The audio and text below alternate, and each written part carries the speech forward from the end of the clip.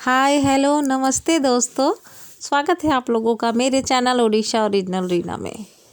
तो ये है देखो सर्दियों में खाने वाला स्पेशल, क्या बोलते हैं हम तो इसे गुड़पट्टी बोलते हैं। तो हमारे घर में बहुत पसंद है सबको। और जैसे ही एक डब्बा ये ख़त्म होता है, एक जो पैकेट, तो फिर एक आ जाता है। जैसे ख़त्म होता है फिर एक आ जाता है। हस्बैंड को भी बहुत पसंद है, मेरे बच्चों को भी बहुत पसंद है। और ये आप लोगों के साथ मैं शेयर कर रही हूँ, तो लो आप लोग भी एक एक मुँह मीठा कर लो।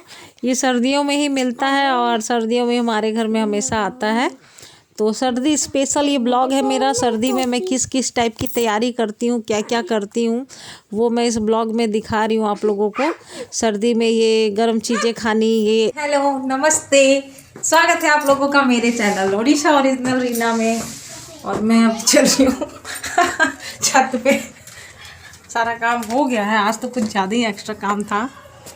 मतलब सर्दियाँ हैं तो काम ही काम है, काम नहीं होगा तो कैसे होगा। तो आज अब क्या मैं ना कम्बल पैक कर दी। इतनी सर्दियाँ बढ़ गई है ना तेज़, तो अब रजाई की ज़रूरत पड़ी। अब कम्बल से काम नहीं होगा।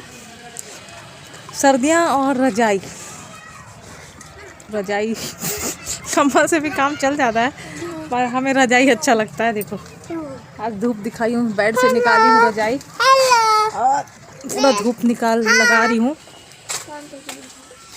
और ये इधर इस कम्बल को भी धूप लगा दी हूँ, तो ये कम्बल हो जाएगा पैक।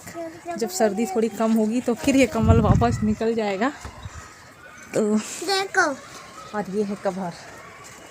कवर भी धो चुकी हूँ। ये कवर है रजाई के कवर। पहले ये कम्बल पे था, ये कवर चढ़ाई थी, और अब धोने के बाद अभी ये कवर रजाई पे लगाने वाली हूँ। तो काम काम काम। और अभी इतने सारे कपड़े हैं, ये अभी धूप में और डालने हैं। तो ये सर्दियों में कपड़े को धूप में देना भी बहुत ज़रूरी है। और सर्दियों में तो और ज़्यादा ज़रूरी होती है ना साफ़ सफाई की, क्योंकि सर्दियों में कपड़े भी बहुत ज़्यादा धुलते हैं। और वही धूल मिट्टी बैक्टीरिया कीटाणु की वजह से काम भी एक्स्ट्रा है, वरना फिर जुकाम सर्दी खांसी ये बढ़ेगा। तो धूप में भी दिखाना बहुत ज़रूरी होता है। तो ये काम मेरा करती रहती है। एक्स्ट्रा किचन कपड़े खाना पीना के अलावा भी धूप में दिखाना है, रखना है। तो अभी तो ऐसे धूप में दिखा दी, फिर 1 वीक में हर बार जब जब अच्छी धूप निकलती है तो धूप में कपड़ों को भी ज़रूर दिखाती हूँ, रजाइयों को, कम्बल को।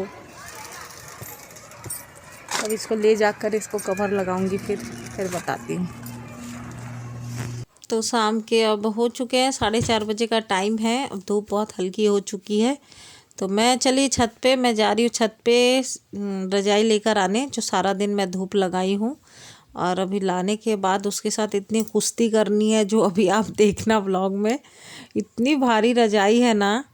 और अभी मैं क्या करूँ, ये सब सारा काम ना हमें मतलब जान हथेली पे देकर करना ही पड़ता है। देखो जीने में मेरा रेलिंग भी नहीं लगा, पर हमारा आदत हो गया है। दिल्ली में ऐसे छोटे छोटे घरों में ना, छोटे छोटे जगह में ऐसे लंबी लंबी खड़े जीने होते हैं।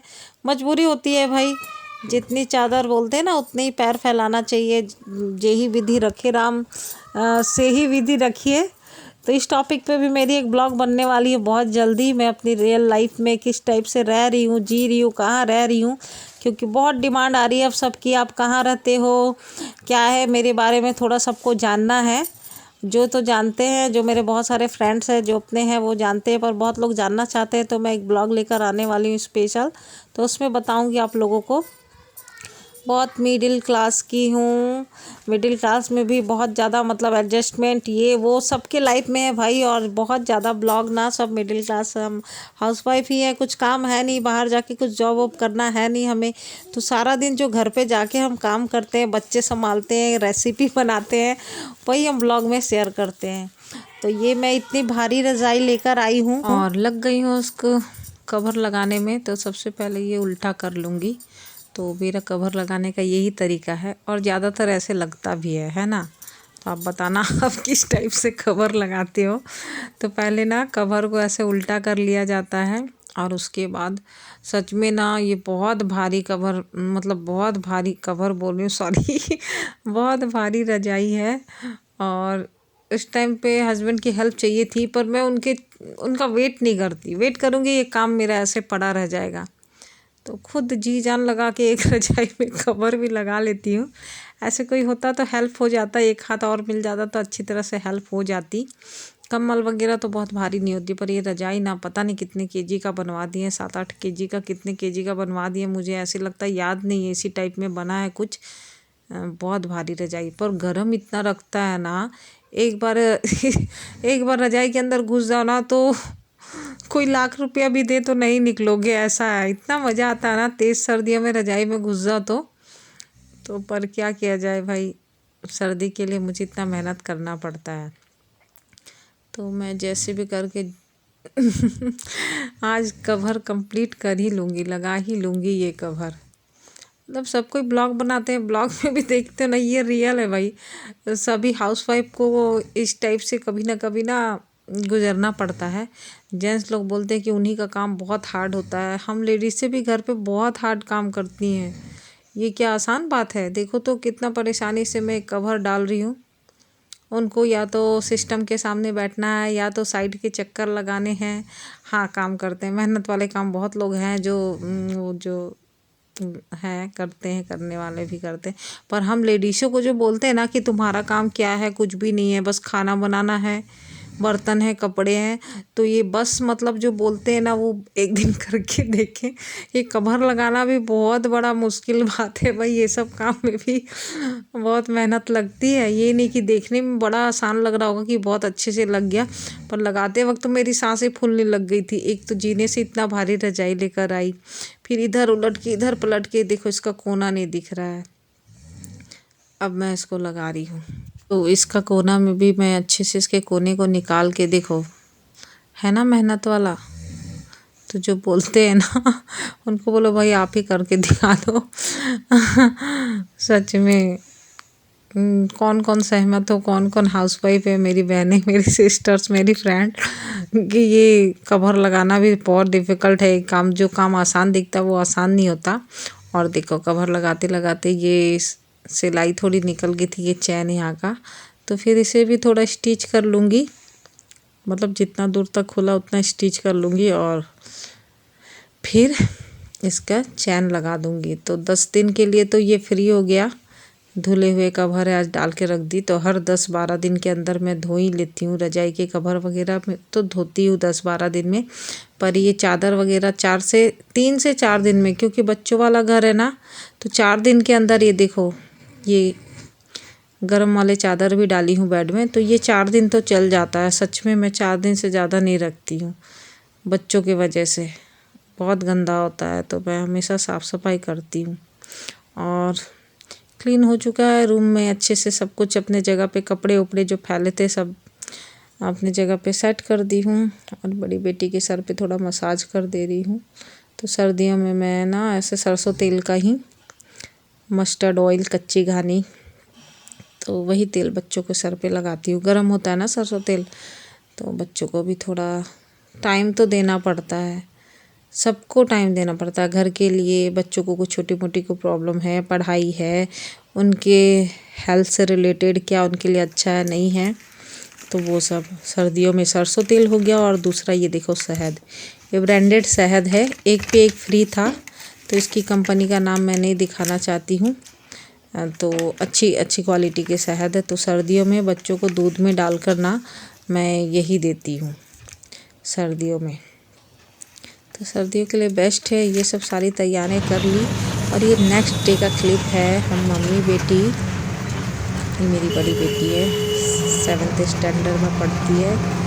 तो जैसे कि मेरे ब्लॉग में अभी भी बहुत लोगों को पता नहीं है, बहुत लोग पूछते भी हैं आपके कितने बच्चे हैं। भाई मेरे 3 बच्चे हैं, एक 7th में पढ़ती है, एक 2nd क्लास में है और एक छोटा बेटा है जो बेचारे को अभी तक स्कूल जाने का नसीब ही नहीं हुआ। तो मैं आ गई हूँ, दोनों बच्चे घर पे टीवी देख रहे थे, मैं और मेरी बड़ी बेटी हम आ गए हैं शॉपिंग के लिए। तो बहुत ज़रूरी चीज़ें ही ली हूँ जो मैं आप लोगों को दिखाऊंगी मैंने क्या क्या शॉपिंग की है। तो पहले तो ये टोपा ले रही हूँ, टोपी बोलते हैं ना, सर्दियों वाली गर्म टोपी, एक अपने लिए और एक अपनी छोटी बेटी के लिए। घर में टोपी तो बहुत सारे हैं, तो होते ना थोड़े रुए हुए सब निकल गए हैं, तो कहीं आने जाने के लिए ऐसे यूज़ करने के लिए थोड़ी अच्छी टोपी, हर साल सर्दियों में एक टोपी हो ही जाती है, इतनी तेज़ सर्दियाँ पड़ रही है ना, तो इसकी ज़रूरत पड़ती है। कान ढका हो तो अच्छा लगता है।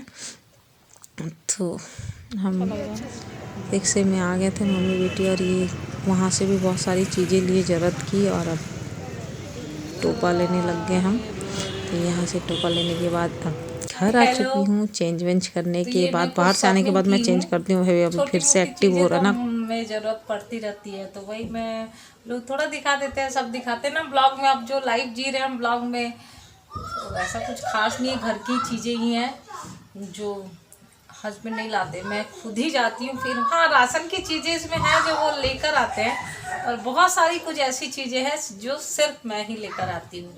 और बहुत ज़्यादा जब नीड होती है, इसकी ज़रूरत होती है, तभी मैं लेकर आती हूँ। और फालतू वेस्ट करने की ऐसी कोई चीज़ नहीं होती। तो आइए बैक कैमरा करके मैं दिखाती हूँ। पहले पीने की चीज़ें हैं तो ये मैं पहले हटा लूँ। हाँ, ये भी हटा लेती हूँ। ये सोप है, ऐसी ऐसी चीज़ें ना मैं ही लेकर आती हूँ। वैसे लिस्ट बना कर दे दो तो वो लेकर आ जाते हैं। ये कुछ चीज़ें हैं, ये देखो, ये छन्नी है, ये मेरी टूट गई थी तो ये लेकर आई हूँ एक नया। और एक बड़ा सा ये टब देख रहे हैं ना आप, ये केक था, तो ये देखो, ये बड़ा सा एक टब लेकर आई हूँ। कपड़े, इसमें सूखे हुए कपड़े लेकर छत पे जाना होता है ना, मशीन से कपड़े निकालती हूँ, फिर इसमें सारे कपड़े डालकर फिर छत पे लेके जाती हूँ। तो अच्छा खासा बड़ा सा टब है। ये दिख रहा है इसमें छोटा, लेकिन सच में बहुत बड़ा और अच्छा है। तो ये एक लेकर आई हूँ। और मेरे कप सारे फूटते रहते हैं, तो एक ये कप का सेट लेकर आई हूँ। और भी चीज़ें हैं। तब आ गई, ये अपने लिए एक टोपा लेकर आई हूँ, ये अपनी बेटी के लिए। और अगर दूध है इधर गया, इस सूप पीने के लिए बच्चों के लिए लेकर आई हूँ। सूप वाली मेरे तीनों बच्चे हैं, तो तीनों के लिए एक एक लेकर आई हूँ। वेजिटेबल सूप, और सर्दियों में मैं बहुत ज़्यादा सूप बनाती हूँ ना, तो ये सूप के लिए लेकर आई हूँ। उनको अच्छा लगता है, पर ये क्रॉकरी के बर्तन इतने हेल्दी नहीं होते स्टील के जैसे, बट बच्चों को पसंद आता है, इसलिए मैं लेकर आई हूँ। एंड ये देखो, ये बाथरूम के बाहर रखने के लिए एक पायदान लेकर आई हूँ। बाथरूम के बाहर रख दो या बेड के नीचे रख दो, ये छोटा छोटा पायदान। ये है एक ये लेकर आई हूँ। तो टोटल मेरी शॉपिंग ये देखो, इतनी सारी, ये सब कुछ कुछ चीज़ें,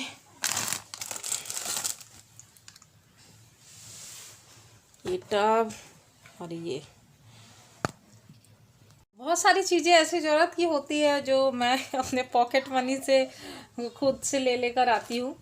हस्बैंड से ऐसे बोलो ना कि पॉकेट मनी दो मुझे घर की चीज़ें ले, वो नहीं देते। खुद लिस्ट बना के दे दो तो वो राशन की, घर की जितनी भी चीज़ें हो, साग सब्जी फल फ्रूट और किचन की ज़रूरत की चीज़ें, सारा कुछ ले आएंगे। पर ऐसी जो चीज़ें होती है ना, एक तो उनको लेना आएगा नहीं, और मुझे भी लेने के लिए मना करते। अब बताओ, ये सब चीज़ें तो हमें ज़रूरत पड़ती ना, क्योंकि रेगुलर घर पे हम काम करते हैं, तो हमें पता होता किस चीज़ की ज़रूरत है किसकी नहीं।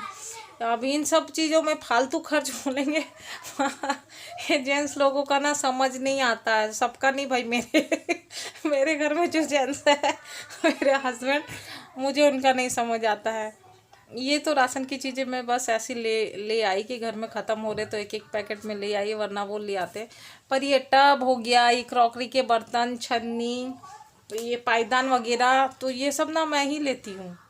क्या बोला जाए उनको, ज़रूरत पड़ती है। इससे पहले भी मैं गई थी तो देखा था, जो जो ज़रूरत होती ना, एक्स्ट्रा फालतू खर्च इसमें कुछ भी नहीं है मेरी। वो बेटी के लिए जो टेबल लेकर आई थी, जो शॉपिंग करने हम मम्मी बेटी गए थे, उसका लिंक शेयर कर दूंगी, आप लोग देख लेना फिर से जो नहीं देखे होंगे। तो उस टाइम पे भी बहुत ज़रूरी चीज़ें जो थी, जो मुझे घर में ज़रूरत की चीज़ें हैं, बस मैं वही लेकर आती हूँ। एक्स्ट्रा फालतू की एक पड़ा हुआ है डबल एक्स्ट्रा ले आओ, ऐसा कुछ नहीं। जब टूटता है, फटता है, कुछ होता है, तभी मैं लेकर आती हूँ। तो भाई अपने अपने घर में सबकी सब है, पर हम हाउसवाइफ जो है, इंडियन हाउसवाइफ, तो हम अपने मुताबिक अपने घर की चीज़ों को लाते हैं, समेटते सहेजते हैं और करते हैं, और क्या। चलो फिर मिलती हूँ। तो अच्छा लगा तो एक लाइक ज़रूर करना।